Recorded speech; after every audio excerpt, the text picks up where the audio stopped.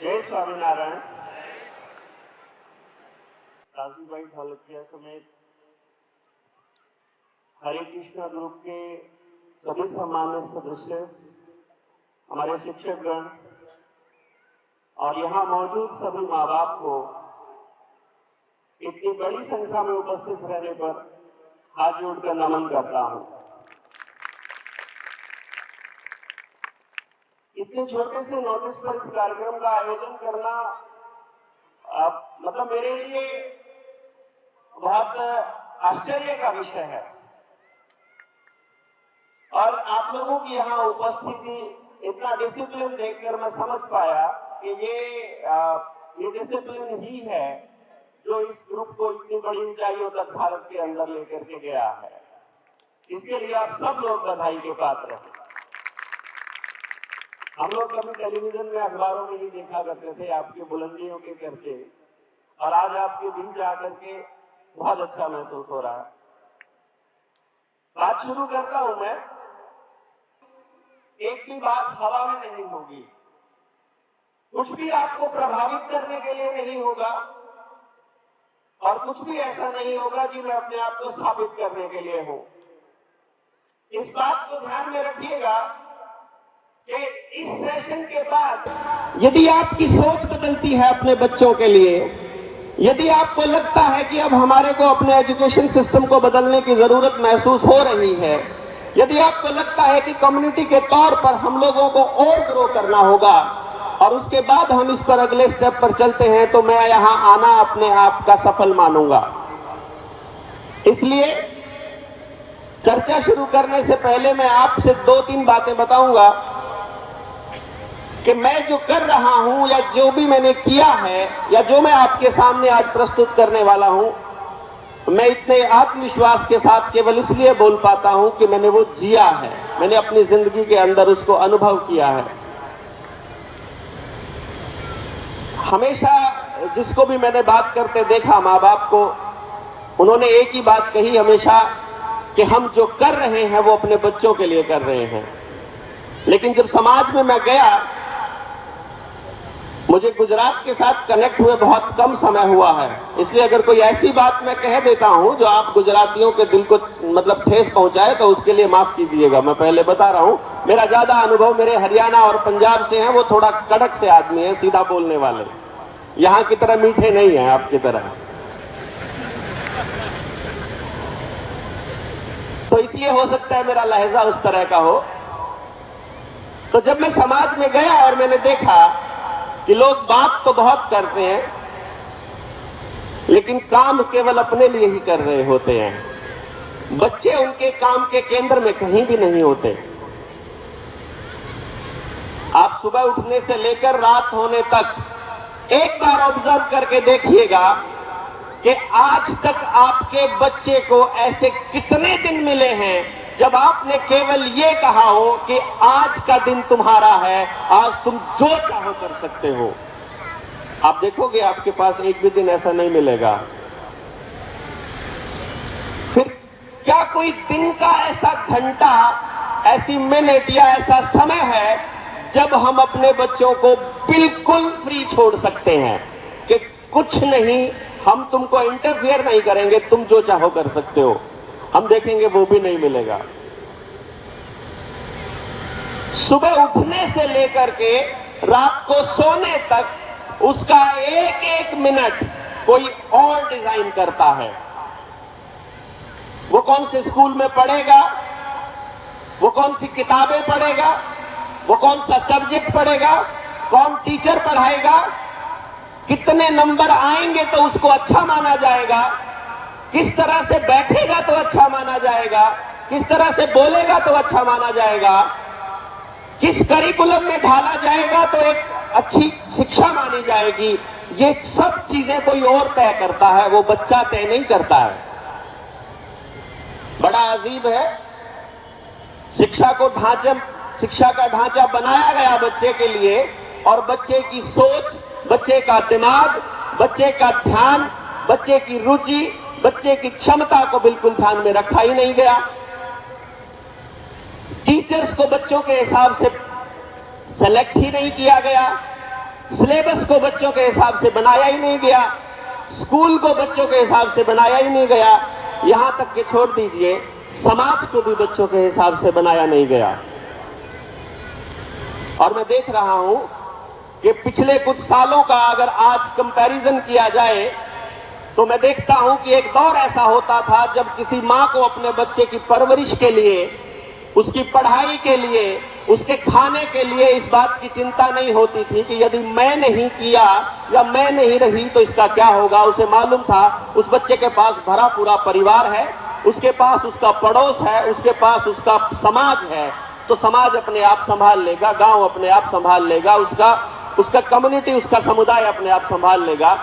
और आज विश्वास का ये आलम है कि लड़कियों की तो छोड़ दीजिए, हम अपने लड़कों को भी अपने पड़ोस में नहीं भेज सकते, पड़ोसी के घर में नहीं भेज सकते, कि हम इतना भी विश्वास नहीं रख सकते कि हमारा बच्चा जहां रहेगा वो सुरक्षित रहेगा। और यदि हम लोग इतना भरोसा नहीं कर सकते अपने समाज के ऊपर तो यकीन मानिए समाज के तौर पर हम एक फेलियर जाने जाएंगे। जब मैं इस मिशन पर निकला आज से 22-23 साल पहले, 99 में पहली बार मेरे सामने एक केस आया। मैं जहां रहता था मेरे पड़ोस में, मेरे साथ वाले घर में एक मदर थी जिसको मैं छत पर खड़ा होकर के देखा करता था। होमवर्क करवाने के लिए वो अपने बच्चे की पिटाई कितनी जोर से किया करते थे।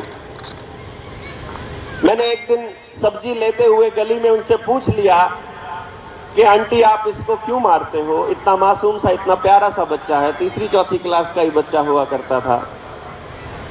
उसने कहा कि मेरा इसने लहू पी लिया, जो हमारा देसी स्टाइल है कि मेरा खून पी लिया और मैं दुखी हो गई उससे। तो मैंने कहा ठीक है, आप अगर इसको मारना छोड़ते हो तो इसको मेरे पास छोड़ दीजिए, मैं इसको तैयार करता हूं। वहां से शुरू हुई जर्नी। वो बच्चा जो अपनी क्लास का सबसे कमजोर बच्चा कहा जाता था, 3-4 महीने के बाद, 4-5 महीने के बाद कुदरती ऐसा माहौल बना कि वो अपनी क्लास के टॉपर्स में आने लग गया। तो उसकी मम्मा ने पूरे मोहल्ले में मिठाई बांट दी। मोहल्ले में ये बात चली गई कि देवेंद्र बहुत अच्छा पढ़ाता है, और देवेंद्र के पास गली के सारे बच्चे पढ़ने आने लग गए। ये वो वक्त था जब मुझे इस बात की जरूरत महसूस हुई कि एक बच्चे को तो मैंने पढ़ा दिया, ये जो सामने 23 बच्चे बैठे हैं इनको तो मैं नहीं पढ़ा पाऊंगा। तब मैंने दुनिया के उन लोगों को पढ़ना शुरू किया जिन्होंने बच्चों की साइकोलॉजी पर काम किया था, और ये महसूस किया कि किताबें कुछ और होती हैं और असली बात कुछ और होती है। इसलिए हर बच्चे की अपनी केस स्टडी बनानी शुरू की।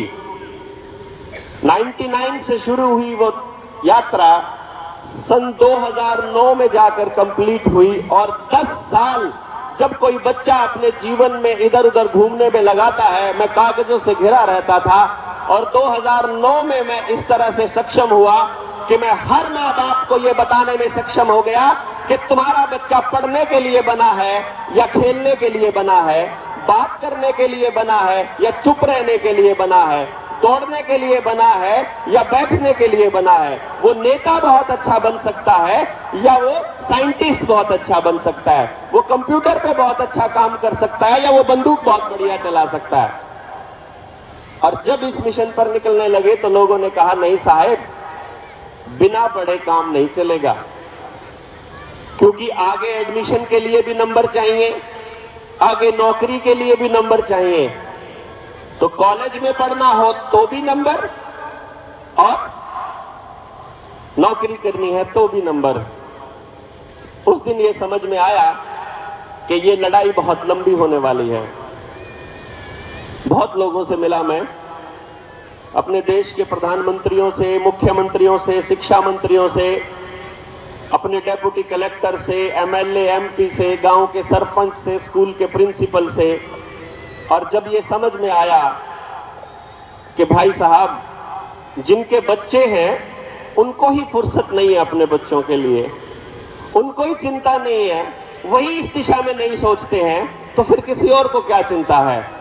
इसलिए ये निर्णय लिया 2016 में हमने कि अब हमको स्टेक होल्डर के पास सीधा जाना पड़ेगा, माँ बाप के पास सीधा जाना पड़ेगा और बात करनी पड़ेगी कि क्या आप लोगों के लिए ये जो एजुकेशन सिस्टम चल रहा है ये सूटेबल है या आप इसके अंदर कोई बदलाव करना चाहते हैं।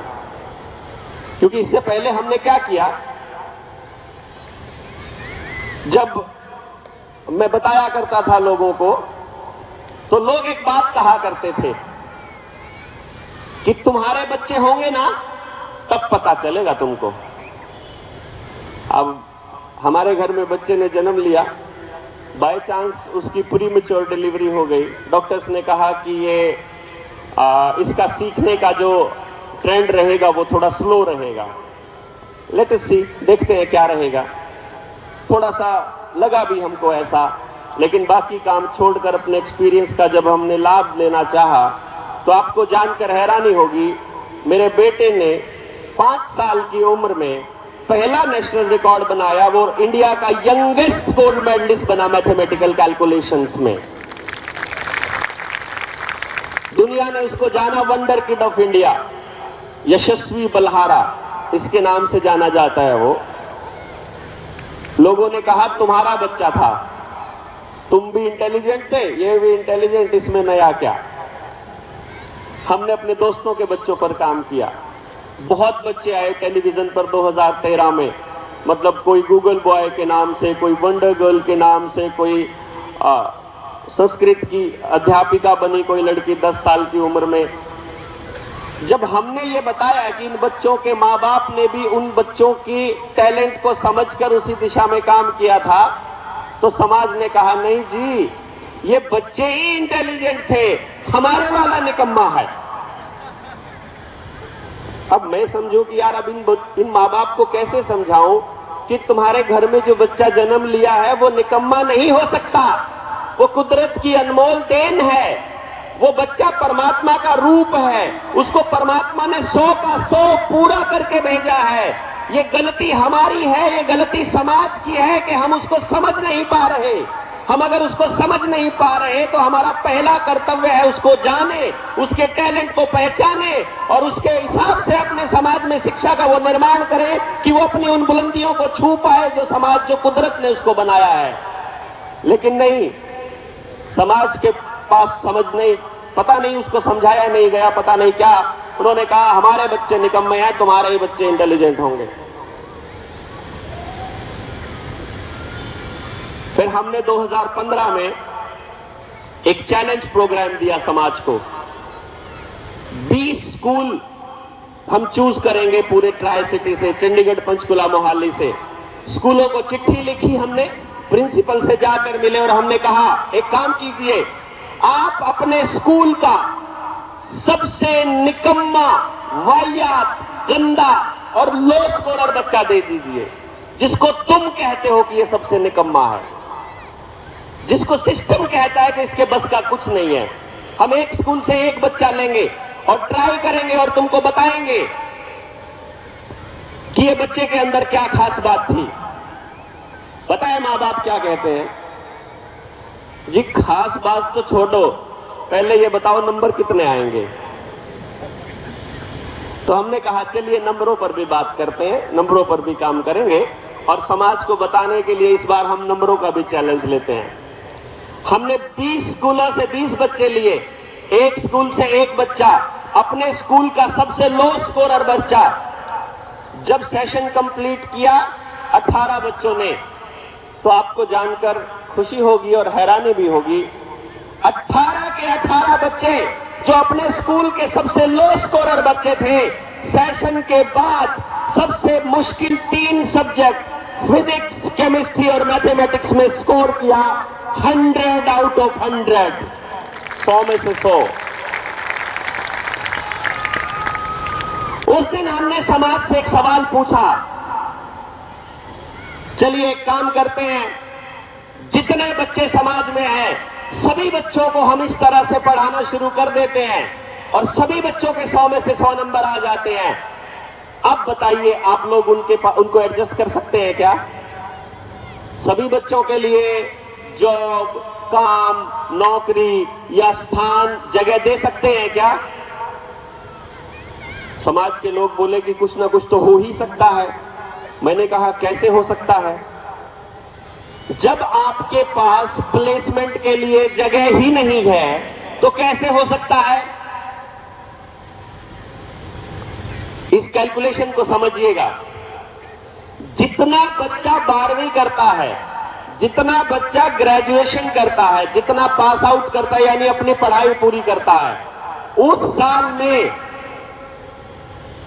नंबर ऑफ जॉब्स की अगर कैलकुलेशन की जाए तो मात्र 0.1% मैक्सिमम सरकारी नौकरी में बच्चे को जगह मिलेगी।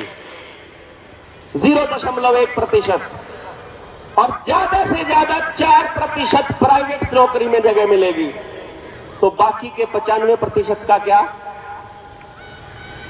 जब हम ये कहते हैं कि परमात्मा का रूप होते हैं बच्चे, तो बाकी के 95% परमात्माओं का क्या? उसके लिए कौन प्लान करेगा? किसी का बच्चा अगर गरीब है, कोई गरीब है, उसके बच्चे को कोचिंग कैसे मिलेगी? या कोई अमीर नहीं है, बच्चे स्कूल में नहीं पढ़ा सकता या सरकारी स्कूल में पढ़ता है, उसके लिए तो जगह का कोई सवाल ही पैदा नहीं होता। 80% किसान है इस देश, 60% से 70% के बीच किसान है इस देश में। 80 करोड़ के करीब लोग हैं किसानी जो खेती करते हैं, जिनके पास पूरी आमदनी भी नहीं है कि वो अपने खेत का कर्जा उतार सके। वो अपने बच्चों को पढ़ाने के लिए जमीनें तक बेचने के लिए तैयार रहते हैं। उनके बच्चों के लिए क्या जगह है? और पता लगता है कि उनके लिए कोई जगह नहीं है। कोचिंग सेंटर्स खुलेंगे, उनको पढ़ाया जाएगा, रट्टे मारने के लिए सुबह से रात तक लगाया जाएगा, रटते रहो रटते रहो रटते रहो, और आखिर में केवल एक ही बात सुनने को मिलेगी। आपकी क्लास टीचर क्या कहेगी मालूम है? यू कैन डू बेटा, work hard, you have potential, तुम कर सकते हो, तुम्हें करना चाहिए। ठीक कह रहा हूं ना? यही सुनने को मिलता है हर माँ बाप को। क्योंकि अगर आपकी क्लास में 60 बच्चे हैं, आपके बच्चे की क्लास में अगर 50 बच्चे हैं, तो केवल एक बच्चा पहले रैंक पर आएगा और बाकी के सभी बच्चों को पहले रैंक पर आने के लिए मजबूर किया जाएगा। उनको रट्टे मारने के लिए, उनको सीखने के लिए प्रोत्साहित नहीं किया जाएगा, उनको याद करने के लिए प्रोत्साहित किया जाएगा। और याद कर करके कहना उल्टी करने जैसा है कि जो खाया था यूं का यूं आप कर दीजिए, तो आप उस एजुकेशन सिस्टम को बढ़िया कहेंगे? मैं तो नहीं कहूंगा एटलीस्ट। तो फिर हमने निर्णय लिया कि ऐसे बात नहीं बनेगी। अब हमको माँ बाप के बीच जाना पड़ेगा, माँ बाप से पूछना पड़ेगा कि आपके पास 2 रास्ते हैं। अपने बच्चे के लिए सुबह से लेकर रात तक कोचिंग ट्यूशंस का इंतजाम करते रहिए, ट्यूशंस वालों के ऊपर और स्कूल वालों के ऊपर भरोसा रखे रहिए, या एक दूसरा रास्ता है, मिलजुल कर एक ऐसा एजुकेशन सिस्टम तैयार किया जाए कि गांव का हो या शहर का हो, समाज या कम्युनिटी तय करे कि आपके बच्चे के लिए कौन सी जगह बनानी है। यदि हमारे पास वो टेक्नोलॉजी है, हम लोग आपको ये बता सकते हैं कि आपके बच्चे के पास क्या टैलेंट है, आपका बच्चा क्या करने के लिए बना है, तो स्कूल को करना क्या है? मात्र इतना सा तो काम करना है ना कि जब वो स्कूल में दाखिल होता है, आपके बच्चे को आपके स्कूल का टीचर आपको बिठाए और बताए कि देखिए आपका बच्चा इतना क्षमतावान है, इतनी मेहनत कर सकता है, इन चीजों का एक्सपोजर देना पड़ेगा, ये चीजें बेस्ट कर सकता है, ये बेहतरीन चीजें हैं। अगर कोई चीज ऐसी है जो ठीक नहीं लगती आपको, तो वो उसका कारण बता सके कि ये इसलिए करता है। तो आप उस बच्चे के लिए क्या इंतजाम करना चाहते हैं, ये निर्णय लिया जा सकता है ना। बताइए, लिया जा सकता है ना? तो हमने एक चीज का निर्णय लिया कि लेट अस सी, मां बाप से बात करके देखते हैं। और आज हम लोग इस मुद्दे पर आते हैं, ये चेक करते हैं कि माँ बाप अपनी परवरिश के अंदर ऐसी कौन सी छोटी छोटी गलतियां करते हैं सैद्धांतिक रूप से, जो उनके बच्चों के लिए आने वाले वक्त में बहुत खतरनाक होती हैं। जैसे आज अगर बच्चों से जुड़ी हुई समस्याओं की बात करें कि आपके बच्चे के पास या आपके बच्चे की कौन सी ऐसी समस्याएं हैं जो आप अपने घर में महसूस करते हैं, तो 2, 4, 5 समस्याएं जो हर घर में लगभग मिलेंगी।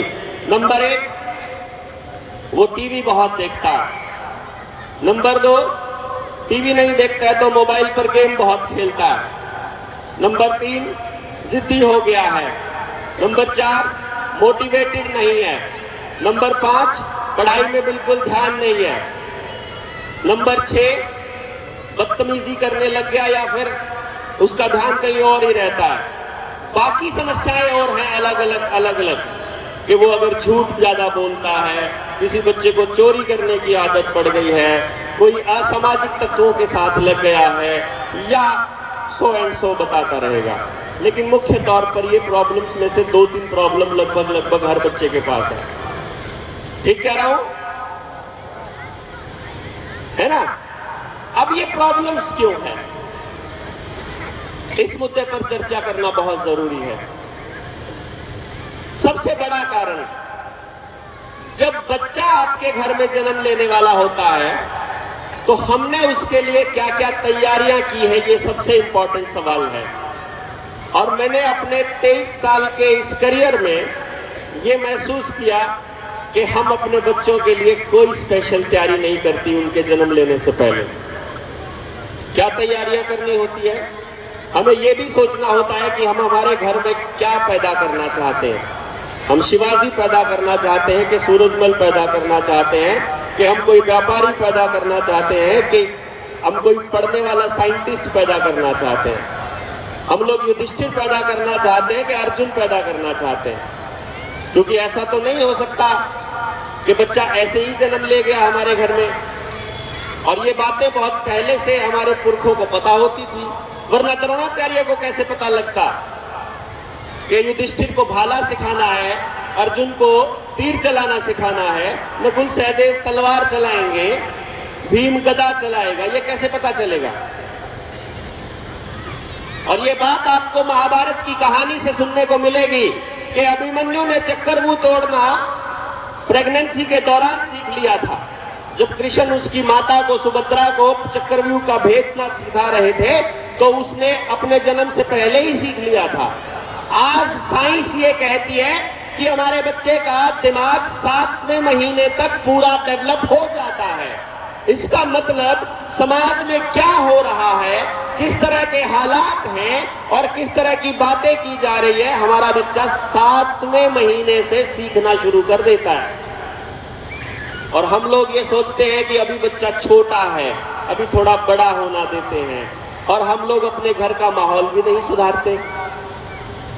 हमको ये भी नहीं मालूम होता कि पति पत्नी में किस तरह की बात करनी है कि बच्चे पर असर कैसा जाए। क्योंकि बच्चा आपकी बात को समझ सकता है कि नहीं, ये अलग बात है, लेकिन वो आपके बात करने के तरीके से ये जरूर समझ सकता है कि आप गुस्सा कर रहे हो, आप इरिटेटेड हो, आप प्यार से बात कर रहे हो, समझा रहे हो या समझ रहे हो, ये जरूर जानता है। इसके बाद माँ बाप शुरू करते हैं उसको कंपटीशन के लिए तैयार करना। 2.5 साल का होते ही मम्मा को टेंशन हो जाती है, पापा को बोलना शुरू करती है, इसके लिए कोई स्कूल देख लीजिए, कोई अच्छा सा स्कूल। अरे अभी तो छोटा है तो प्ले स्कूल ही देख लीजिए, सारा दिन इधर उधर घूमता रहता है, मेरा भी दिमाग खराब करके रखता है, मैं भी परेशान हो जाती हूँ। थोड़ा बहुत वहां रहेगा, बच्चों में खेलता रहेगा तो थोड़ा कुछ सीख के आएगा। सीखने की प्रक्रिया में बच्चे ने 10 दिन हुए नहीं होते प्ले स्कूल में जाए हुए, मम्मा जाकर के टीचर को बोलती है कि जी आप इसको होमवर्क तो देते ही नहीं हो। अब मैं जब इस बात पे चर्चा चल रही थी, अभी 4-5 दिन पहले की बात थी, जब हम यहां नहीं आए थे, मतलब तो एक प्ले स्कूल का ऑनर था, वो मुझसे बात कर रहा था और मैं बाय चांस वहीं नजदीक में था, तो मेरे को कॉल कर लिया कि जी कुछ पेरेंट्स आए हुए हैं, कुछ मदर्स आई हुई है, इनकी कुछ कंप्लेंट्स हैं, एक बार थोड़ा सा इनसे बात कर लेंगे। तो मैंने कहा ठीक है, बताइए सबसे पहला सवाल क्या है। तो मम्मी का सबसे पहला सवाल था कि जी मैम ना होमवर्क तो देती ही नहीं है। तो मैंने कहा आपके बच्चे की उम्र कितनी है? बोलती है 3 साल। मैंने कहा 3 साल में होमवर्क? आपको किसने कहा कि इसको होमवर्क मिलना चाहिए तो ये ग्रो करेगा? तो बोलते हैं जी सभी बच्चों को देना ही होता है, बच्चा सीखेगा कब, फिर उसको लर्न कब होगा, वो फिर कंपटीशन में पीछे रह जाएगा नहीं तो। तब मैंने उनको एक बात समझाई जो आप लोगों को भी शायद पता चले, पता नहीं कभी इस मुद्दे पर चर्चा हुई हो या ना हुई हो, लेकिन मैं आपको बताता हूं,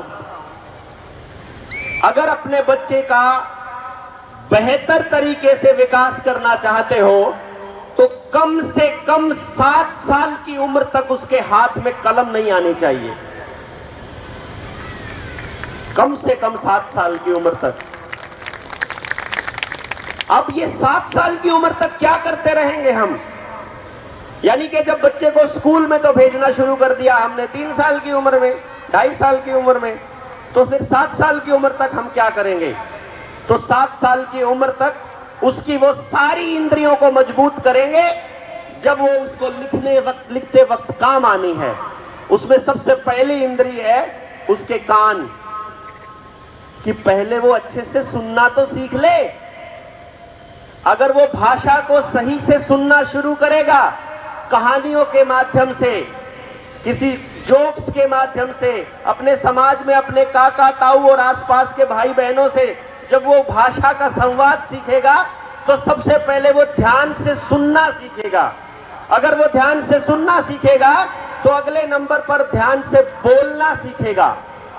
अगर उसने ध्यान से सुनना और बोलना सीख लिया तो उसकी आंखें ऑटोमेटिकली काम कर रही है, तो उसका जो कायदा उसके पास आएगा, उसकी जो बेसिक किताब उसके पास आएगी, उसके माध्यम से अगला नंबर वो सीखेगा, वहां से पहचान करना और पढ़ना, पहचान करना और पढ़ना। और फिर लिखने से पहले, चाहे क्ले हो, चाहे मिट्टी हो, चाहे खेल हो, चाहे उसकी उंगलियों की एक्सरसाइज हो, उसके हाथ को लिखने के लिए तैयार किया जाएगा। और तब जाकर के 7 या 8 साल की उम्र में उसको लिखने के लिए कलम पकड़ाएंगे तो जिंदगी भर कलम से भागेगा नहीं वो बच्चा। लेकिन हम लोग क्या करते हैं, उसकी सबसे पहले किलिंग करते हैं, स्कूल में घुसते ही लिखना सिखाना शुरू कर देते हैं। तो जिस स्कूल ने ये किया और जो गलती हो गई उसको ठीक कैसे करेंगे? दूसरा नंबर, दूसरी बड़ी गलती, 40 बच्चों की क्लास है, पहले नंबर पर केवल एक बच्चा रह सकता है, केवल एक बच्चा, दूसरा कोई बच्चा नहीं आ सकता फर्स्ट रैंक। एक बच्चे को सेकंड आना है, एक बच्चे को थर्ड आना है, एक बच्चे को फोर्थ आना है, लेकिन एक बच्चे को 40th भी आना है, 40वें नंबर पर भी आना है। मैंने आज तक समाज को इस मुद्दे पर यह बात कहते हुए नहीं सुना कि क्या हो गया अगर मेरा बच्चा 38 नंबर पर आ गया तो क्या हो गया। अगर मेरा बच्चा पहले नंबर पर आएगा, मान लीजिए मेरा बच्चा 5th पोजीशन पर था और मैं उसको कहता हूं कि बेटा तुमको पहले नंबर पर आना है, तो पहले नंबर पर आने के लिए जो पहले पर इस वक्त है उसको नीचे आना पड़ेगा ना। तो जो उससे ऊपर वाले 4 बच्चे हैं वो उसके दुश्मन के तौर पर पहचाने जाएंगे। और ये बात आपको अपने घर में रोज नजर आती है। अगर आपके घर में 2 बच्चे हैं, किस किस के घर में 2 बच्चे हैं बताइए जरा, एक बार हाथ खड़ा करके बताइए जिसके घर में 2 बच्चे हैं। इतने सारे बच्चे हैं। अब इतने सारे लोगों में से मेरी बात से साथ जो सहमत होंगे, एक बार हाथ खड़ा कर कर मेरी बात का समर्थन करेंगे जब मेरी बात पूरी हो जाएगी। मैं अपनी बात पूरी करता हूं। जिसके घर में 2 बच्चे हैं उनमें से यकीनन एक बच्चा कहने मानने वाला होगा, दूसरे वाला नहीं मानने वाला होगा। उनमें से एक ज्यादा पढ़ने वाला होगा, एक कम पढ़ने वाला होगा। एक ज्यादा खेलता भी होगा, लाड प्यार भी ज्यादा करता होगा, एक अच्छे से सारा काम सही से करता होगा, दूसरे वाला सारे काम उलट पुलट करता होगा। अब मम्मा क्या कहेगी मालूम है? मम्मी और पापा दोनों के दोनों, उनके डायलॉग क्या होते हैं? देखना, अपने भाई को देख, ये भी तो कर रहा है। अपनी बहन को देख, ये भी तो पढ़ रही है। ये भी तो 6 बजे उठ गई थी। ये भी तो सही टाइम पे तैयार हो जाती है। ये भी तो अच्छे से बोलती है। तेरे से नहीं होता है क्या? अब जो दूसरे वाला है ना, जिसको डांट पड़ रही है, उसका अगर ये डायलॉग होता है और आपने सुना है तो हाथ खड़ा करके समर्थन दीजिएगा। वो पता है अपने भाई को क्या कहता है? तेरी वजह से डांट पड़ रही है मेरे को। होता है ऐसे? हाथ खड़ा करिए। बोले तेरे को क्या जरूरत पड़ी है पढ़ने की? और वो जानबूझकर उसकी किताब छुपाना, उसको पढ़ने में डिस्टर्ब करना, उसको जान जान के छेड़ना, उसको चिढ़ाना, उसको खिजाना चालू हो जाएगा। यानी कि एक बच्चे का पढ़ना दूसरे बच्चे के लिए समस्या है, सगे भाई बहनों में भी।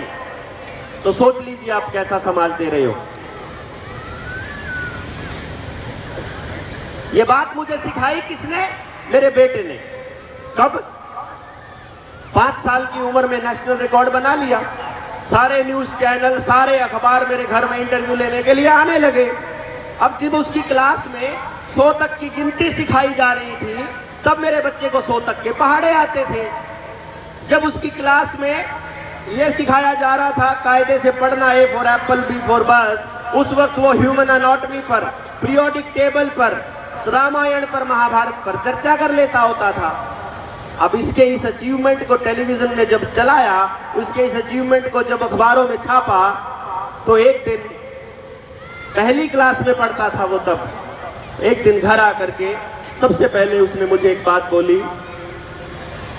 पापा मैं कल से स्कूल नहीं जाऊंगा। मेरे लिए बहुत शॉकिंग था ये। उसका रीजन था कि जब छुट्टी होती थी तो भी उसका मन घर में नहीं लगता था। तो मेरे बच्चे ने ऐसा कैसे कह दिया कि मैं कल स्कूल नहीं जाऊंगा? तो मैंने पूछा क्या हुआ बेटा? बोलते हैं स्कूल में सभी बच्चे मुझे मारते हैं, मुझे गाली देते हैं, मुझे बोलते हैं तू गंदा है। मैंने कहा यार तुमने उनके साथ क्या कोई बदतमीजी की? तुमने उनको मारा था क्या? बोला नहीं, मैंने तो किसी को भी कुछ नहीं कहा। तो फिर तुम तो कह रहे थे कि तुम्हारी पूरी क्लास तुम्हारी बेस्ट फ्रेंड है, फिर तुम ऐसा क्यों कह रहे हो? वो बोलता है पता है, वो बच्चे बोलते हैं कि क्योंकि तेरी वजह से ना तू गंदा, इसलिए क्योंकि तेरी वजह से हमारी मम्मी रोज हमको पीटती है कि जब यशस्वी कर सकता है तो तू क्यों नहीं कर सकता? आज शाम को 20 तक पहाड़े सुनाने हैं। आज ये याद हो जाना चाहिए तेरे को। आज ये सुना दे, यशस्वी को देख 100 तक पहाड़े याद है। मतलब मेरे बच्चे का उसकी उम्र के बच्चों से आगे निकलना उसके लिए सजा बन गया। और मुझे लेसन मिल गया कि भाई ये पहले नंबर पर आना है ना, ये हमारे बच्चों को पूरे समाज से तोड़ रहा है। ये बदलना पड़ेगा, ये नहीं बनेगी बात। कब तक कहां भागेंगे? कैसे क्या करेंगे? फर्स्ट आकर के क्या करेंगे? सेकंड आकर के 40वें नंबर भी तो भी इंसान का ही बच्चा है ना, वो भी तो हमारा ही बच्चा है ना। आपके बच्चे में और मेरे बच्चे में फर्क कैसे हो सकता है यार? क्या हो गया अगर 40वें नंबर पर आ रहा है तो? गलती समाज की है ना कि उसके पास 40वें नंबर पर आने वाले बच्चे के लिए जगह नहीं है। मान लीजिए इस स्टेडियम के अंदर अगर आपके लिए बैठने की जगह ना हो तो गलती आपकी है या आयोजन करने वालों की है तो है? आयोजक की है ना कि आपके लिए जगह नहीं बनाई। तो जब उस बच्चे को समाज में लाए थे, उसके लिए जगह अगर नहीं बना पाए तो गलती समाज की है ना, बच्चे की थोड़ी ना है। बच्चे के 40वें नंबर पर आ रहा है तो उसकी क्या गलती है? और मेरा एक मानना रहता है, बच्चे के अगर 100 में से 40 नंबर आते हैं, वो नंबर बच्चे के नहीं आते हैं, वो टीचर के आते हैं, वो सिस्टम के आते हैं, वो स्कूल के आते हैं, वो समाज के आते हैं, बच्चे के नहीं आते हैं। बच्चे को परमात्मा ने 100% कंप्लीट करके भेजा है। अच्छा या बुरा कुछ नहीं भेजा। जानते हैं कैसे? यहां आप अपने जीवन के अंदर एक बार नजर दौड़ाइए, आपके घर में लकड़ी भी पड़ी होगी, प्लास्टिक भी पड़ी होगी, लोहा भी पड़ा होगा, कांच भी पड़ा होगा, एल्यूमिनियम भी पड़ा होगा, तांबा भी पड़ा होगा, पीतल भी पड़ा होगा, सोना भी पड़ा होगा, चांदी भी पड़ी होगी। आपके घर में तरह तरह के सब्जेक्ट पड़े होंगे, ऑब्जेक्ट पड़े होंगे, और आपको हर ऑब्जेक्ट का इस्तेमाल मालूम है क्या करना है। केवल एक बात नहीं पता कि जो औलाद घर में है इसका क्या करना है। नहीं ना? सबसे बड़ी टेंशन है इसका क्या होगा रे, इतना कंपटीशन है, कहां जाएगा ये, इसके लिए क्या करें, कुछ नहीं पता। बात चलेगी, मछली पालन केंद्र खुला, घोड़ा पालने का ट्रेनिंग सेंटर है, गाय पालने का ट्रेनिंग सेंटर है, भैंस पालने का ट्रेनिंग सेंटर है, बकरी पालने का है, कुत्ते और सुअर पालने का भी ट्रेनिंग सेंटर है। इंसान की औलाद कैसे पालनी है इसका एक भी सेंटर नहीं है पूरे भारत में। है क्या? है क्या? कोई है जो इस पर चर्चा करता है कि आपके घर में जो पैदा हुआ वो परमात्मा का दिया हुआ उपहार है? उपहार समझते हैं ना? गिफ्ट दिया है कभी किसी को? गिफ्ट दिया ही होगा ना सभी ने। भैया एक गिफ्ट देना, दुकानदार सबसे पहले पूछता है कितने का दूं? 500 रुपए तक का दे दो। लड़के बर्थडे के लिए देना है, एनिवर्सरी के लिए देना है, बर्थडे के लिए देना है। कितनी उम्र है? 10 साल। लड़का है कि लड़की है? लड़का है। कैसा दूं? इस्तेमाल होने वाला या टांगने वाला? ऐसे पूछता है ना दुकानदार। आप 100 रुपए का भी गिफ्ट खरीदते हो ना किसी के लिए, 500 रुपए का खरीदते हो, 1000 रुपए का खरीदते हो या 1 लाख का खरीदते हो, उस गिफ्ट को खरीदने से पहले आप ये देखते हो कि ये गिफ्ट जिसको मैं दे रहा हूं उसके क्या काम आने वाला है। तो आपके घर में जो इतना अनमोल उपहार दिया है उस ऊपर वाले ने, वो कबाड़ दे सकता है क्या आपको? है? दे सकता है क्या? वो बिना इस्तेमाल होने वाली कोई चीज दे सकता है क्या? बताइए तो एक बारी। है? इसका मतलब क्या है मालूम है? कि वो लकड़ी है या लोहा है, ये पहचान करना आपकी जिम्मेदारी है। ये पहचान करना स्कूल की जिम्मेदारी है। ये पहचान करना समाज की जिम्मेदारी है। उस बच्चे की नहीं है कि वो क्या करेगा, हमारी है, हमारी। जिस दिन हमको ये समझ में आ गया कि मेरे बच्चे के लिए जगह बनाने का काम मेरा है, उसका नहीं है, उस दिन आपको अपनी गलती का एहसास होगा और उस दिन हम ये गलती का मान करके उसको ठीक करने के लिए आगे बढ़ेंगे। मेरा ये मानना है कि बच्चा कभी भी समझाने से नहीं समझता है। जैसे हम कहते हैं ना, बच्चा कहना नहीं मानता, है कि नहीं? कहते हैं ना, कहना नहीं मानता, सुनता ही नहीं है, वो ऐसी बुरी आदतें सीख जाता है। तो आज भी सुबह हम लोग डिस्कस कर रहे थे कुछ टीचर्स के साथ में, संगीता मैम बैठे हैं इधर, मुझे वो बात याद आ गई कि जब हम बच्चे को कहते हैं ना कि बेटा झूठ नहीं बोलना है, तो वो बच्चा आपकी बात कभी नहीं मानता। लगभग हर घर में बच्चा झूठ बोल रहा है, लगभग हर घर में। मैं भी बोल रहा हूं, आप भी बोल रहे हैं, सब बोल रहे हैं, तो बच्चा भी बोल रहा है। तो मुझे एक मदर बोल रही थी एक बार कि सर बहुत झूठ बोलता है मेरा बच्चा। तो मैंने कहा आप भी बोलते होंगे? बोलती नहीं, मैं तो नहीं बोलती। मैंने कहा मैं आपको झूठ बोलने का तरीका बताता हूं, क्या क्या होता है झूठ बोलना। हम गाड़ी में जा रहे हैं, एक बार की बात बताता हूं। मेरा बच्चा मेरी गाड़ी में मेरी साइड वाली सीट पर बैठा है, मात्र 3 साल की उम्र में, और अचानक से मुझे रोने की आवाज सुनाई थी ऐसे ऐसे करके। मैंने बोला क्या हुआ पुत्र? बोलता है आप तो झूठ बोलते हो। मैंने कहा मैंने क्या झूठ बोला? तो बोलता है आप तो कह रहे थे कि रेड लाइट पे रुकना होता है, आप तो नहीं रुके। ओ इतनी भारी गलती। अब मैंने तो उसको बता दिया रेड लाइट पे रुकना होता है, येलो लाइट होती है तो थोड़ा ध्यान देना होता है, ग्रीन लाइट होती है तो क्रॉस करना होता है। बच्चे ने तो वो नियम बना लिया। बच्चे ने नियम बना लिया तो उसने समझा कि ये नियम पालन करना होता है। मैंने वो नियम पालन किया नहीं। मैंने नहीं किया तो उसने बोला कि तुमने मेरे को झूठ बोला, तुमने मेरे को झूठ पढ़ाया। अब मैं गाड़ी साइड में लगाई, मैंने दोनों हाथ जोड़े, उसको बोला सॉरी बेटा गलती हो गई, आज के बाद कभी नहीं क्रॉस करूंगा। Because this is the only way ना। मुझे समझ आ गया कि बच्चा नियम बना लेता है। आपने कहा पापा किस टाइम आएंगे, आपने बोला 7 बजे आ जाऊंगा बेटा। बच्चा 7 बजे का इंतजार करता है। अगर 7 बजे नहीं आए तो स्पष्ट मान लीजिए आप झूठे हैं, डिक्लेयर्ड। समझ गए ना। अगर बोलते हो पापा 5 मिनट में आ रहा हूं, मम्मी को बता रहा है, हस्बैंड बता रहा है पत्नी को, मैं बस आ ही रहा हूं 10 मिनट तक, बस आया, बस अभी आया। और बच्चा साइड में बैठा सुन रहा है पापा को, और वो देखता है कि 10 मिनट में तो नहीं आए पापा, इसका मतलब झूठा है। मम्मी को फोन पे बात करते हुए देखता है पड़ोसन से या फ्रेंड से या अपनी बहन से, अपनी माँ से, और वो जब ऐसी बातें भी सुन रहा होता है तो वो देख रहा होता है मेरी माँ तो पक्की झूठी है। और लेकिन वही मम्मी फिर सुबह सुबह जब गलती पकड़ी जाती है बच्चे की तो बोलते बेटा झूठ नहीं बोलते। अब बच्चा एक नियम बनाता है कि देखो झूठ नहीं बोलना चाहिए, ये कहने भर के लिए बहुत अच्छी बात है, लेकिन जब जरूरत पड़े बोल ही लेनी चाहिए। क्योंकि हम डबल स्टैंडर्ड लाइफ जीते हैं, क्योंकि हमको मालूम ही नहीं है हमारी जबान से क्या निकल रहा है। हम अपनी कही हुई बात पर भी सेट नहीं है, इसलिए हमारा बच्चे को यही नहीं मालूम है जीवन जीना कैसे है।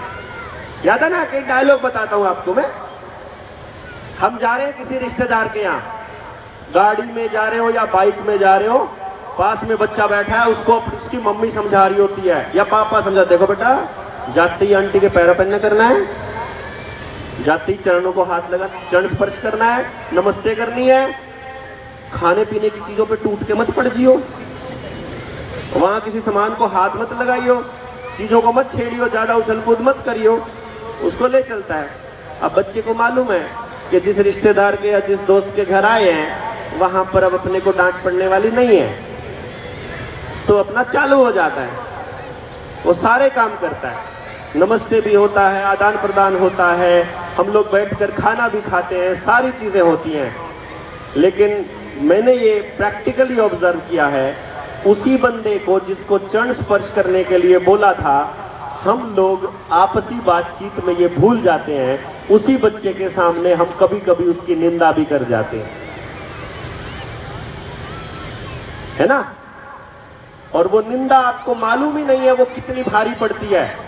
वो बच्चा अपने दिमाग में एक नियम बना लेता है कि सम्मान अपमान सब कहने कहाने की बात होती है, जहां जो चले चलाओ यार। तो जीवन जीने का वो कोई निर्णय नहीं ले पाता। समाज में जो चल रहा होता है, हमारा बच्चा उसको हूबहू वैसे ही 360 डिग्री ऑब्जर्व करके नोट कर रहा होता है, ग्रहण कर रहा होता है, ग्रहण कर रहा होता है। मालूम है,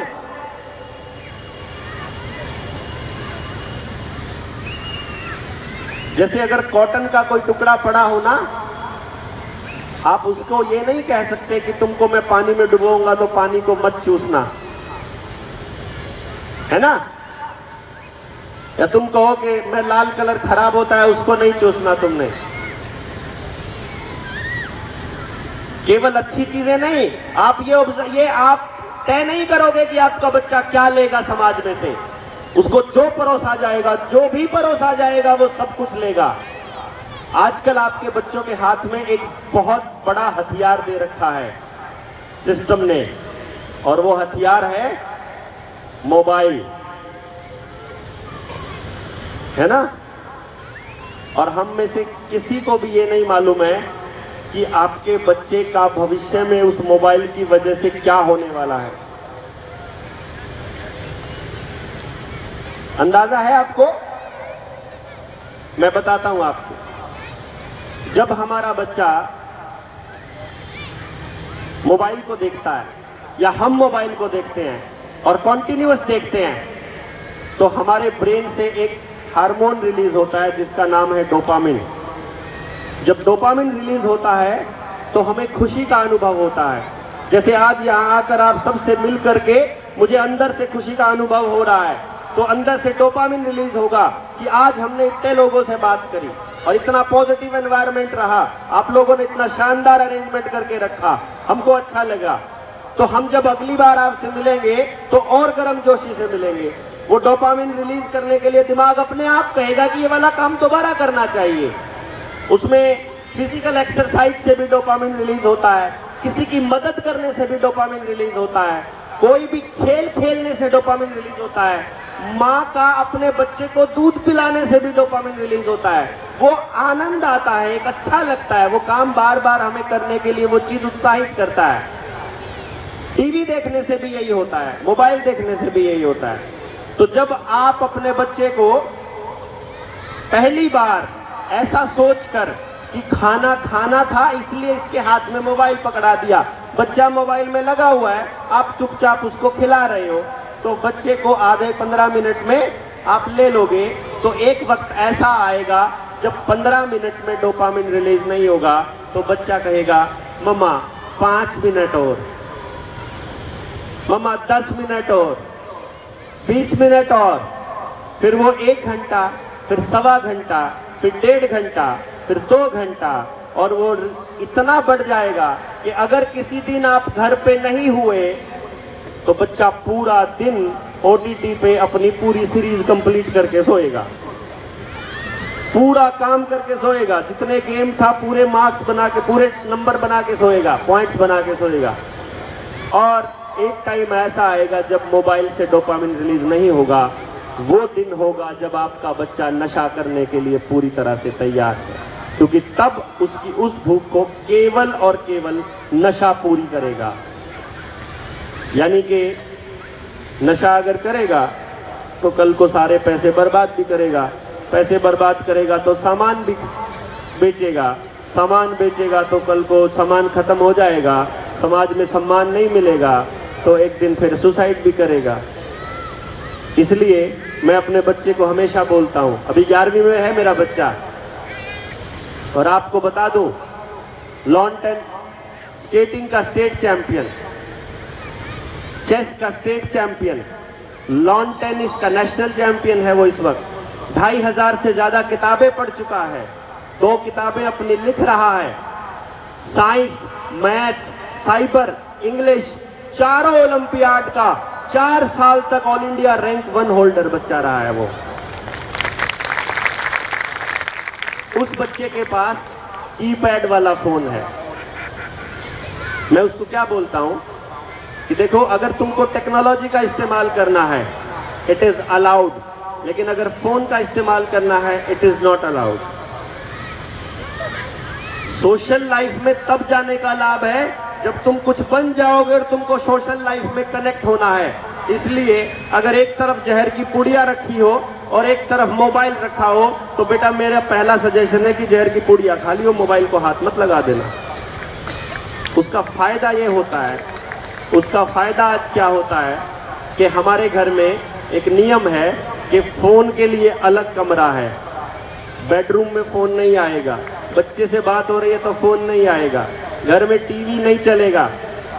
तो अब हमारे पास करने के लिए क्या है? सिर्फ प्रेम, प्रेम भरी बात, या पढ़ाई, या रीडिंग कर लो, या नई डिस्कशन कर लो, या कोई नई बात कह लो, क्या फर्क पड़ता है? लेकिन यही चीज जरूरी है क्या? लेकिन हम अपने बच्चों के लिए नहीं कर पाते ये सब कुछ। हम इतने कड़े निर्णय नहीं ले पाते क्योंकि हम ही कड़े नहीं है, क्योंकि हम ही डिसिप्लिन नहीं है, क्योंकि हमको ही नहीं पता है कि इसका क्या लाभ है, क्या नुकसान है, और हम इस दिशा में काम करने के लिए तैयार ही नहीं है, क्योंकि हमारे स्कूल के टीचर्स बताते ही नहीं है। हमारे स्कूल के टीचर्स तो सबसे पहले होमवर्क ही व्हाट्सएप पे भेजते हैं, वो आपके बच्चों की जिंदगी से उनको कोई मतलब नहीं है अगर वो भेजते हैं तो, क्योंकि उनको मालूम नहीं है। अब उसने जब 9th क्लास में कहा ना, लॉकडाउन लगा हुआ था, बोलता पापा होमवर्क तो इसी पे आना है, व्हाट्सएप पे ही आना है। तो आपका नंबर दिया हुआ है तो आपका नंबर पे आएगा, मैं कैसे करूंगा होमवर्क? मत करो, क्या फर्क पड़ता है? फेल हो जाना क्या फर्क पड़ता है, 1 साल लेट हो जाएगा क्या फर्क पड़ता है, जब ये दौर गुजर जाएगा तब दोबारा पढ़ लेना। पढ़ने के लिए थोड़ी पैदा हुआ है तू, याद कर करके रट्टे मार के पेपर देने के लिए थोड़ी बना हुआ है। भाई पढ़ने का शौक है तो बिना नंबर लेने के लिए, बिना पेपर देने के लिए अपनी किताबें वैसे भी तो पढ़ सकते हो ना। और दुनिया में जितने भी जीनियस लोग मिलेंगे आपको, जितने भी एक्स्ट्रा ऑर्डिनरी परफॉर्मेंसेस वाले लोग मिलेंगे, सारे या तो कम पढ़े लिखे मिलेंगे या ड्रॉप आउट्स मिलेंगे। एक भी जीनियस देख लो जो पढ़ा लिखा हो, अब्दुल कलाम जैसा कोई रियल मिलता है ना। डॉक्टर एपीजे अब्दुल कलाम जैसे बहुत रेयर मिलते हैं। वो बने ही पढ़ने के लिए थे, तो वो तो जब अखबार बांट रहे होते तो भी पढ़ रहे होते थे, वो तो पढ़ ही रहे थे। उनको भी किसी ने जबरदस्ती नहीं पढ़ाया था, उनका शौक था पढ़ना, जैसे सचिन तेंदुलकर का शौक था खेलना। और हमको अपने बच्चों को पहचानना नहीं आता, इसलिए हमें अपने बच्चों को बनाना नहीं आता, इसलिए उनके लिए माहौल बनाना नहीं आता। पुरानी मेरी कुछ वीडियोस हैं, उनको कभी सुनोगे तो मुझे आपकी वो बात याद आ गई जो कल हम ऑफिस में बैठे ऊपर बात कर रहे थे, जब आपने अपनी 13 साल की उम्र की कहानी बताई कि तब मैंने अकेला अपने आप को सरवाइव किया। कल हम एक सेमिनार में थे रात को इसी वक्त, और वहां पर भी एक बच्चा हमको ऐसा ही मिला, आपके जैसा ही। और हमने उनसे पूछा कि भाई किसी के घर में ऐसा बच्चा है क्या जिससे आप बात करते हो, तो उसकी बातें सुनकर आपको लगेगा अरे कैसी कैसी बातें कर रहा है कॉन्टिन्यूसली, मतलब लगा ही हुआ है इस तरह की बात करने और हमको समझ नहीं आ रहा है। तो एक पेरेंट ने हाथ खड़ा किया, तो अब हमने उनको, अब मैं कहना तो नहीं चाहता था, लेकिन मैंने कहा तो नहीं, लेकिन मैं कहना यही चाहता था कि अगर इस बच्चे की ग्रोथ चाहते हो तो इसको घर से निकाल देना, क्योंकि उस बच्चे को समाज ने मार देना है अगर उस रेगुलर लाइफ में रहेगा तो। उसकी ग्रोथ ही इंडिपेंडेंट सोसाइटी में होगी, और हमारी समाज में तो इंडिपेंडेंट सोसाइटी है ही नहीं। तो आपके घर में सचिन पैदा हो रखा है या लता मंगेशकर है या मोहम्मद रफी है या अब्दुल कलाम है, ये बात आपको कौन बताएगा? देयर मस्ट बी समथिंग ना। मुझे सिर्फ एक बार हाथ खड़ा करके ये बताइए, कौन कौन चाहता है आपका बच्चा अपने जीवन के उस क्षण को महसूस करे जब वो काम करे जिसके लिए कुदरत ने उसको बनाया है? कोई जो चाहता है अपने बच्चे की अल्टीमेट हैप्पीनेस? बहुत से लोग हैं जो नहीं चाहते। कौन कौन है जो नहीं चाहता कि उसका बच्चा बुलंदियों को छुए, जीवन में खुश रहे? अच्छा, किस किस की तमन्ना है आपका बच्चा 100 में से 100 नंबर लेता रहे सारी उम्र, खुश बेशक ना रहे? या कोई 40 नंबर आए या 60 आए, खुश रहे, ऐसा कौन चाहता है? ओह, दैट्स गुड। चलिए, आप नंबरों की दौड़ से बाहर सोचने तो लगे। आपको एक बात जानकर खुशी होगी, नंबर किसी को खुशी नहीं देते, पैसा किसी को खुशी नहीं देता, संसाधन किसी को खुशी नहीं देते। पैसा और संसाधन केवल किसी कार्य को करने के लिए सुगमता प्रदान करते हैं, थोड़ी गति प्रदान करते हैं। उसके लिए खुशी का कोई लिंक नहीं है पैसे के साथ, खुशी का कोई लिंक नहीं है संसाधनों के साथ, घर के साथ, यात्रा के साथ, बड़ी गाड़ी के साथ, छोटी गाड़ी के साथ कोई संबंध नहीं है।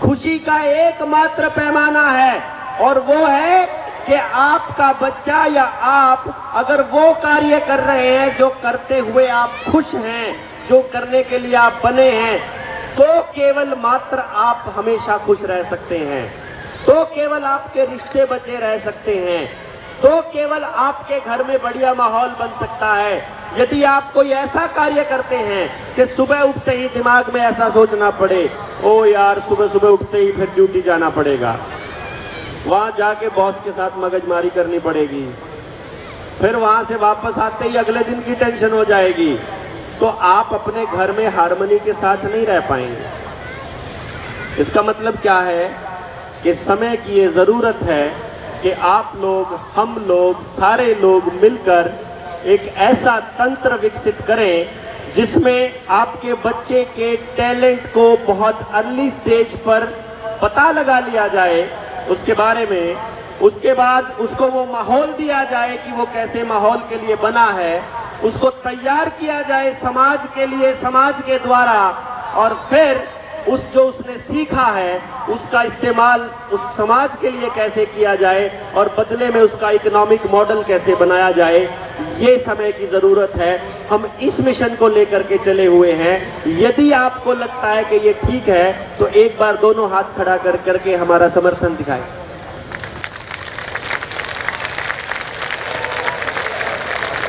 फिर तो दोनों हाथ ऊपर करके तालियां भी बजा दीजिए जोर से।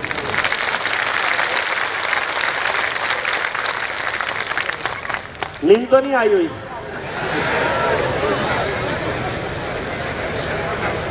हम एक बहुत अलग से मिशन पर काम कर रहे हैं।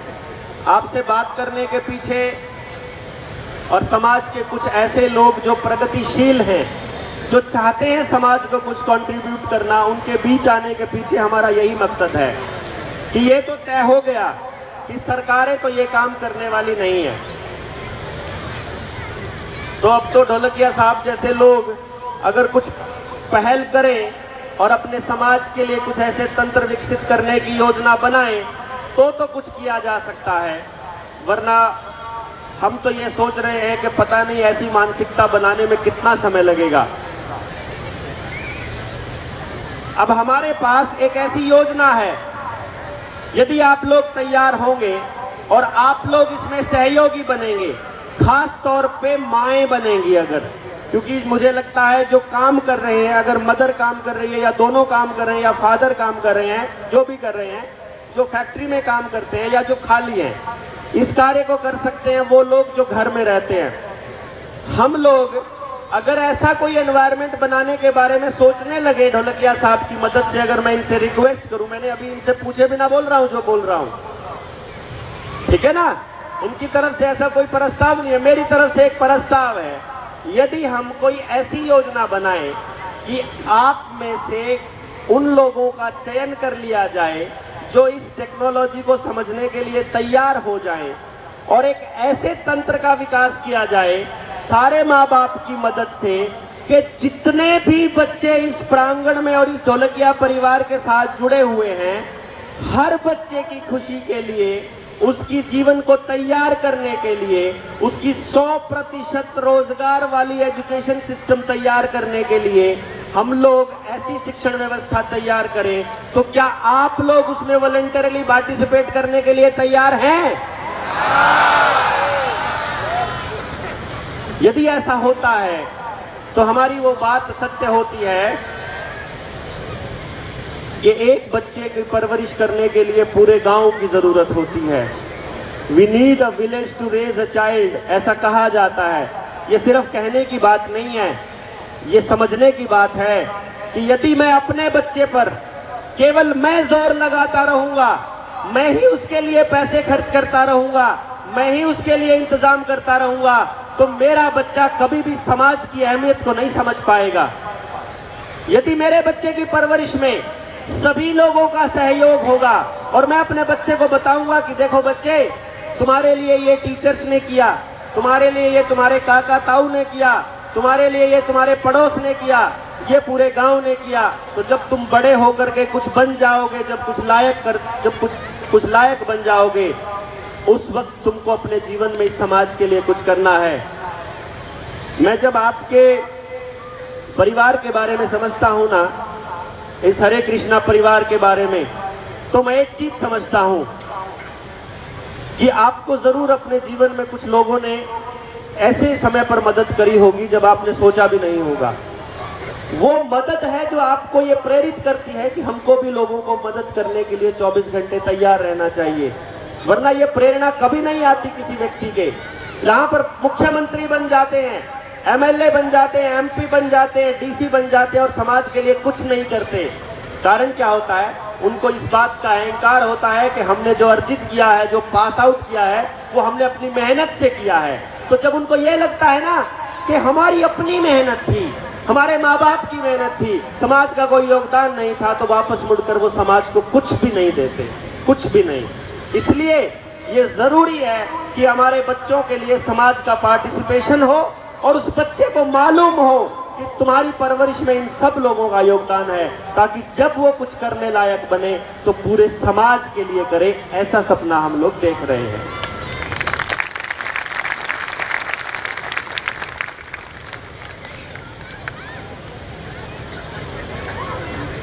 तो हम लोग, मैंने एक चीज नोटिस करी है कि इतने शॉर्ट से टाइम पर अगर आप तक खबर पहुंच ही गई थी और आप लोग यहां आ ही गए हैं, तो अब मैं आपको एक प्रस्ताव देता हूं, एक प्रस्ताव दे रहा हूं। मैं यहां आकर के आप सभी बच्चों के, सभी माँ बाप के बच्चे, यानी सभी बच्चों के लिए कुछ कर नहीं पाऊंगा, लेकिन एक काम किया जा सकता है कि आप ही लोगों में से कुछ लोग तैयार कर दिए जाएं और वो जो टेक्नोलॉजी हमारे पास है, वो टेक्नोलॉजी अगर आपको मिल जाए तो आपके बीच मौजूद हर बच्चे का पता लगाया जा सकता है और उसकी कैसे डेवलपमेंट होगी, इसके लिए योजना बनाई जा सकती है। तो आप लोगों की भागीदारी की जरूरत पड़ेगी। तो यदि मैं कहूं ढोलकिया साहब कि मैं आपको प्रस्ताव कर रहा हूं अपनी तरफ से समाज के लिए कि आइए मिल करके एक ऐसी योजना बनाते हैं, इन्हीं लोगों में से लोग तैयार करते हैं, इन्हीं लोगों में से उनको आगे लेकर के आते हैं और यही लोग अपने सभी बच्चों के लिए वो माहौल बनाएं। और आने वाले 5 साल में, मैं गारंटी से कह रहा हूं ये बात, अगर आप लोग एक्टिव पार्टिसिपेशन से काम करते हैं, जो काम आप कर रहे हैं उसमें कोई भी इधर उधर कुछ भी गलत वो करने की जरूरत नहीं है, छोड़ने की जरूरत नहीं है। क्योंकि जिस बच्चे में, जिस इंसान में, जिस मदर में, जिस फादर में वो रियल टैलेंट होगा, जो इस साइंस को समझ पाएगा, सब नहीं समझ पाएंगे, जिसमें होगा वो अपने आप आगे आ जाएंगे। उसके लिए मेरा जितना भी टाइम, ट्रेनिंग और टेक्नोलॉजी की जरूरत होगी, मैं आपके सेवा में प्रस्तुत करने को तैयार हूं, बिना किसी स्वार्थ के। आप सभी तैयार है, ये तैयार है, तो इसके लिए तो मैं बैठा हूं। तो मैं एक और प्रस्ताव रखता हूं, ये बदलाव केवल यहां तक ना रहे, ये बदलाव केवल हरियाणा पंजाब तक ना रहे, ये संदेश केवल, मैं चाहता हूं कि आपके जरिए ये संदेश पूरे देश तक जाए। और हम लोग यदि कुछ ऐसा करें कि Limca book of world record के लिए दुनिया का सबसे बड़ा पेरेंटिंग सेमिनार जो पूरे देश को मैसेज दे, आज से ठीक 8 महीने बाद अगर दिसंबर के महीने में रखने के लिए कोई प्रस्ताव किया जाए तो कैसा लगता है? जिसके लिए हम तैयारी करेंगे पूरा साल। अभी हमारे पास महाराष्ट्र में, मध्य प्रदेश में, तमिलनाडु में, पश्चिमी बंगाल में, उत्तर प्रदेश में, हिमाचल में, हरियाणा में, दिल्ली में, चंडीगढ़ में और पंजाब में टीमें तैयार हैं। वहां हम लोग लगातार 4-4 सेमिनार रोज कर रहे हैं, वहां हम लगातार लोगों की ये कॉन्शियस बढ़ा रहे हैं। यहाँ हम उस बात पर चर्चा कर रहे हैं कि हमारे बच्चों की परवरिश के अंदर समाज की ही भागीदारी होनी चाहिए। हमारे बच्चों के लिए हम सबको मिलकर के करना होगा। स्कूल नहीं करेंगे, मैं पहले बता रहा हूँ। स्कूल केवल तब करेंगे जब आप लोग जागरूक हो जाएंगे, जब आपको पता चल जाएगा कि आपको अपने बच्चों के लिए क्या चाहिए, जब आपको पता होगा कि स्कूल की मैडम से मिलने जाओ तो जब मैडम कहे, जैसे मैं जाता था तो मैम कहती थी, सर ये बच्चा पढ़ता नहीं है। मैं आपको पिछले साल की बात बताता हूँ, 10th में था जब बेटा यशस्वी, तो उसके क्लास टीचर बोलते हैं, सर एक बार अपने बच्चे को पढ़ने के लिए बोल दीजिए। मैंने कहा क्या हुआ? सर वो बिल्कुल नहीं पढ़ता है, पिछले 3 महीने से देख रहे हैं, किताब को हाथ नहीं लगाया है, कोई असाइनमेंट पूरी नहीं करता है। कुछ नहीं करता है। तो मैंने एक बात बोली कि सर देखिए बात ये है कि मैं पिछले 13 साल में यानी यूकेजी, एलकेजी, नर्सरी और उसके बाद पहली के बाद जितनी भी क्लासेस थी, मैंने आज तक अपने बच्चे का रिपोर्ट कार्ड चेक नहीं किया सर। मैंने कभी अपने बच्चे को पढ़ने के लिए नहीं बोला सर। तो आज अगर वो फेल होने की कगार पर है तो मैं अपने बच्चे को पढ़ने के लिए नहीं बोलूंगा। तो बोलता है क्यों? मैंने कहा मैं इसलिए नहीं बोलूंगा सर, मेरा बच्चा पढ़ने के लिए बहुत ललायत रहता है।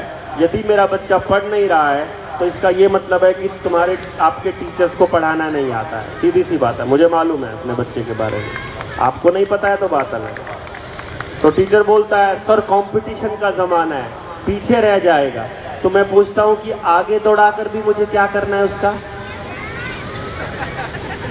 आगे दौड़ाऊंगा, सबसे आगे रहेगा तब, अकेला ही बैठा रहेगा ना सबसे आगे तो दौड़ेगा तो। अरे अपने समाज में अगर अपने बच्चों के साथ नहीं रहेगा, अपने हम उम्र लोगों के साथ नहीं रहेगा, समाज से अलग रह करके जाएगा कहाँ? तो बोलते हैं सर फिर भी। हाँ तो फिर भी बताइए ना, फेल हो जाएगा तो क्या हो जाएगा बताइए, मतलब ज्यादा से ज्यादा बताइए ना क्या हो जाएगा।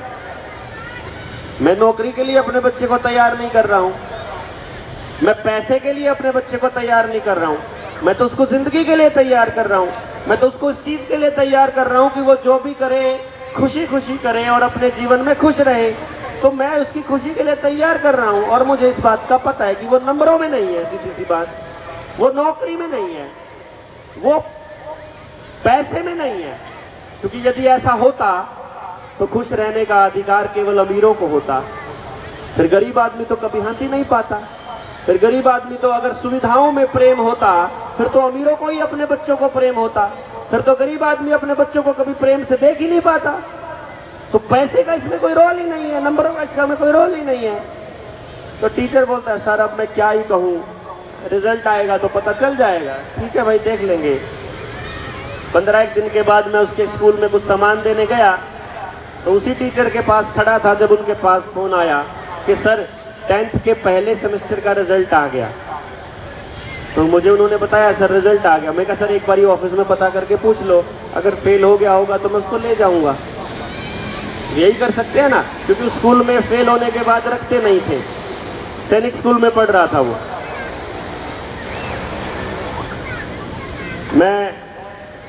उन्होंने फोन किया ऑफिस में, पता किया कि सर ये तो अचरज ही हो गया, मैथ्स में 100 में से 100, साइंस में 100 में से 100, उसने तो पूरी क्लास ही टॉप करी है।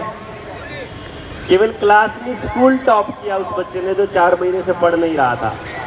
तब मैंने उसके क्लास टीचर को बताया कि सर आपका ये 10वीं क्लास तक का सिलेबस है ना, वो 5वीं क्लास में बच्चों को पढ़ाया करता था, इसलिए मुझे मालूम है अपने बच्चे के बारे में।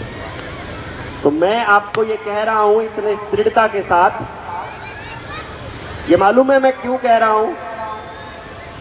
मेरे बच्चे को पढ़ाना, उस टाइम पर नंबरों के लिए तैयार करना या उसके लिए थोड़ा ज्यादा पढ़ाना, वो मेरी मजबूरी थी। मैंने शुरू किया था ना मजबूरी में। क्यों? क्योंकि उस दौर का पेरेंट केवल नंबरों की भाषा समझता था। लेकिन मेरे सामने एक चुनौती थी कि मैं अपने बच्चे को कहीं अपने इस एक्सपेरिमेंट का स्केपगोट ना बना दूं, कहीं मैं बलि का बकरा ना बना दूं ना इसको, कि मैं तो लोगों को समझाने चला हूं और इसके जरिए लोगों को समझाने चलूं और अपने ही बच्चे पर एक्सपेरिमेंट करके उसका दमन करके उसको बर्बाद कर दूं, कि दुनिया को तो कहूं नंबरों में कुछ नहीं रखा और अपने बच्चे को पढ़ाई के लिए तैयार करता रहूं। तो हमने ये निर्णय लिया था कि जितना भी वो पढ़ेगा, मैं ये निर्णय लेता हूं कि मैं अपने बच्चे को कभी नहीं पढ़ाऊंगा जब तक वो मुझसे कुछ सवाल नहीं पूछेगा। तो जब तक उसने मुझसे कोई सवाल नहीं पूछा, मैंने अपने बच्चे को कभी नहीं पढ़ाया। ये सब कुछ बिना पढ़े माहौल बनाने से हो गया। कहने का मतलब ये हुआ, यदि हम अपने बच्चों के लिए कुछ करना चाहते हैं तो केवल माहौल बनाने से संभव है। और माहौल कैसे बनेगा, इसके लिए समझाना नहीं होता, इसके लिए समझना होता है। तो जो ट्रेनिंग प्रोग्राम हमने लॉन्च किया था, उस ट्रेनिंग प्रोग्राम की सबसे बड़ी खास बात क्या है कि जब आप उसको पूरा कर रहे होंगे ना, आपको अपने पति, अपनी पत्नी, अपने पापा, अपना बच्चा, अपना एम्प्लॉई, अपना बॉस, अपने दोस्त, अपने रिश्तेदार, जिससे भी मिलोगे हर आदमी समझ में आना शुरू हो जाएगा। और समझने से ही समाधान है। हम एक बात कहते होते हैं हमेशा कि समझ ही समाधान है, नासमझी ही समस्या है। अगर हमने ये समझ लिया कि ये समस्या क्यों है, किसके कारण है, तो केवल कारण को ही तो हटाना है, समस्या का समाधान हो गया। क्यों जी? तो हमको समस्या का समाधान करना है। तो मैं आप लोगों को ये चीज दे करके जाऊंगा, आप इन तक कैसे पहुंचाएंगे ये आप देखेंगे। और आप लोगों से उम्मीद मैं ये करूंगा कि एक काम करिए, 15 दिन का समय रखते हैं। 13 घंटे की ट्रेनिंग है, 13 घंटे की ऑनलाइन रखी हुई है। पहले वो ट्रेनिंग का मैं बिजनेस करता होता था, 10-10, 20-20 लाख रुपए ले लेकर हम लोग प्राइवेट इंस्टीट्यूशंस को दिया करते थे वो ट्रेनिंग। हमने फिर एक चीज नोटिस करी कि यार जब केवल अमीरों के लिए ही काम कर रहे हैं, गाँव के लिए तो काम किया ही नहीं, तो हमने फिर सब कुछ बंद करके केवल गाँव के लिए काम करना शुरू किया। आज आपके बीच आए हैं, वो ट्रेनिंग हमारे ने ओपन कर दी। आप एक बार उस ट्रेनिंग को समझना शुरू कीजिए, दोनों पति पत्नी, और जिस तरीके से आपके पास वो पहुंचती है उसको वैसे ही कंप्लीट कीजिए। 15 दिन के बाद, 20 दिन के बाद का एक टाइम रखेंगे। जो आप में से उस ट्रेनिंग को कंप्लीट कर चुका होगा, आप में से जो भी उस ट्रेनिंग को कंप्लीट कर चुका होगा, केवल उनके लिए फाइनल ट्रेनिंग होगी। और वो मैनुअल होगी, चाहे 3 दिन लगे, 4 दिन लगे, जब तक एक एक समस्या का समाधान नहीं हो जाएगा, मैं आपके बीच में ही रहूंगा।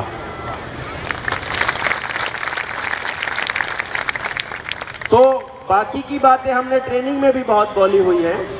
वो लगभग 13-14 घंटे की फिलहाल बेसिक ट्रेनिंग है, फिर 12-13, 15 घंटे की फिर फाइनल ट्रेनिंग है। वो फेजेस में होनी है, उस तक आप तक पहुंचा जाएगा। ये छोटी छोटी चीजें हैं जो हमने आपको बताई हैं। कहने को बहुत कुछ है, लेकिन मैं समझता हूँ अभी हम लोग इसको समापन की तरफ लेकर के जाएं। जितना मैं समझ रहा हूँ हम लोग लेट थे, इसके लिए क्षमा प्रार्थी भी हूँ, लेकिन अगली बार कोशिश करेंगे समय से पहले आपके बीच पहुंचा जाए। लेकिन आपने संभाल लिया, इसके लिए बहुत बहुत धन्यवाद। तब तक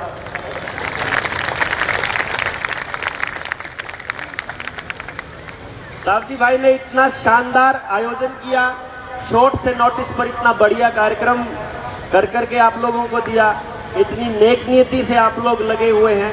पूरा हरे कृष्णा परिवार अपने सारे एम्प्लॉइज को अपने परिवार की तरह मानता है। ये हमने देखा तो था, मतलब सुना तो था, आज प्रत्यक्ष देख लिया। और सच मानिए ऐसा किसी भी बड़े ग्रुप में मैंने आज तक नहीं देखा है। बहुत बड़े बड़े ग्रुप देखे हैं। तो आने वाले वक्त में बैठ करके कुछ बड़ी योजनाएं बनाएंगे। उस योजना में सबसे पहले नंबर पर आपके सबके बच्चे होंगे, आपके नहीं हमारे सबके बच्चे होंगे, और उन बच्चों के लिए कार्य करना शुरू करेंगे। यकीनन हम एक ऐसा समाज बनाने की कोशिश करेंगे जहां मैं आपके बच्चों के लिए करूंगा और आप मेरे बच्चे के लिए करेंगे। इतनी सी बात के साथ अपनी बात खत्म करता हूं। जय हिंद, जय भारत।